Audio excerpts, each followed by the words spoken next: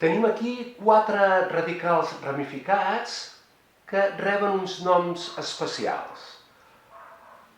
El primer, aquest d'aquí, seria el 1-metil-etil, però rep el nom de isopropil. Això us ho trobareu en molts casos. Aquest d'aquí, que seria el 2-metilpropil, rep el nom de isobutil.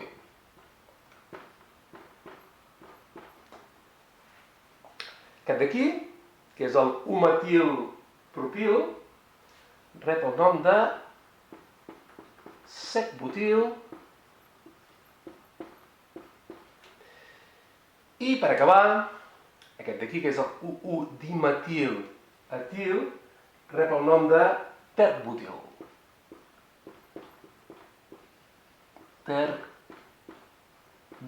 I per poner la mà la lletra. Anem ara a representar el 3-etil-4-isopropil-heptà. La primera cosa que veiem és que és un alcà de cadena ramificada i posarem la cadena principal. Heptà vol dir que té 7 carbonis. 5, 6 i 7.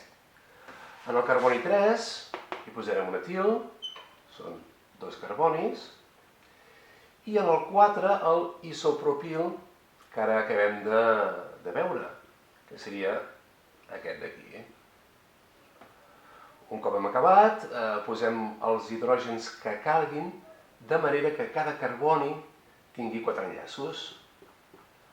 Aquí en posaríem 2, i 1, i 1.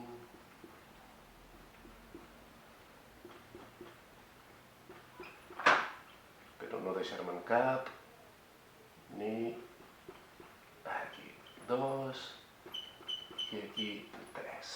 De manera que, aviam, cada carboni té 4 enllaços.